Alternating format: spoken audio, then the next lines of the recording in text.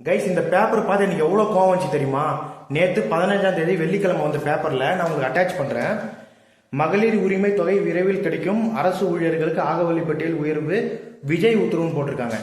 ஏன்னா விஜய் நான் உங்கள் வீட்டு வேலைக்காரடா, எவ்வளோ மொட்டையாக விஜய்னு போட்டிருக்காங்க. இதுக்கு நான் இமெயில் அனுப்பிச்சேன். இமெயில் அனுப்பிச்சா எந்த ரெஸ்பான்ஸும் கிடையாது. இப்போ நான் டைரெக்டாகவே தினத்தந்தி ஆஃபீஸ் சென்னைக்கு ஃபோன் பண்ணி நான் கேட்டேன். அதை நான் உங்களுக்கு அட்டாச் பண்ணுறேன். எடிட்டோரியல். சார், நான் வந்து திருப்பத்தூர் மாவட்டம் ஆம்பூர் தமிழக வெற்றி கழக இளைஞர்லேருந்து பேசுகிறேன்.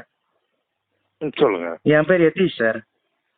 ம் தினத்தந்தி பேப்பர்ல 15ஆம் தேதி, அதாவது நேற்று வெள்ளிக்கிழமை நம்ம ரிலீஸ்ல ஹெட்லைன்ஸ்ல வந்து பொதுவா விஜய் உத்தரவுன்னு போட்டிருக்கீங்களே சார் மொட்டையா. மகளிர் உரிமை தொகை விரைவில் கிடைக்கும், அரசு ஊழியர்களுக்கு ஆகவழி பட்டியல் உயர்வு, விஜய் உத்தரவுன்னு போட்டிருக்கீங்க. ம் அது எப்படி சார்? அது ஒரு முதலமைச்சருக்கு நீங்க மொட்டையா விஜய் உத்தரவுன்னு போட்டிருக்கீங்களே, அது எப்படி? அது ஒரு சாதாரண கலெக்டருக்கே கலெக்டர் உத்தரவுன்னு மரியாதையா போடும்போது சரி, என்னன்னு பாக்குறோம். அதாவது அன்னைக்கு முத நாள்ல போடத்தானே செஞ்சாங்க. நேற்று அது அது 2-3 வாட்டி பார்த்துட்டு நானும் படிச்சுன்னு தான் இருக்கேன். சரி, இமெயில் அனுப்பிச்சு பார்த்தேன், எந்த ரெஸ்பான்ஸ் இல்லாத, ஃபோன் பண்ணி பேசிடலான்ட்டு. அப்படியா? சரி, ஏன்னா அது கொஞ்சம் சொல்றோம். மன வருத்தம் ஆயிடுச்சு சார். அது கொஞ்சம் பார்த்து போடுங்க, முதலமைச்சர்னு மரியாதையா போடுங்க. சரி, ஓகே ஓகே, தேங்க்யூ சார். ஏத்துக்கிறோம். ஓகே சார், கண்டிப்பா. Thank you sir. தேங்க்யூ.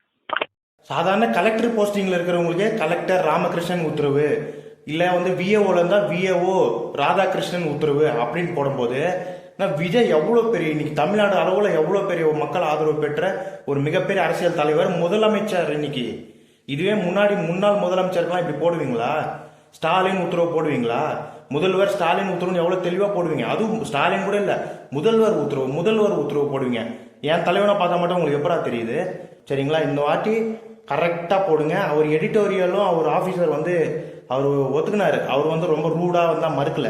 இனிமேல் நாங்கள் பண்ண மாட்டோம்னு சொல்லிட்டாரு.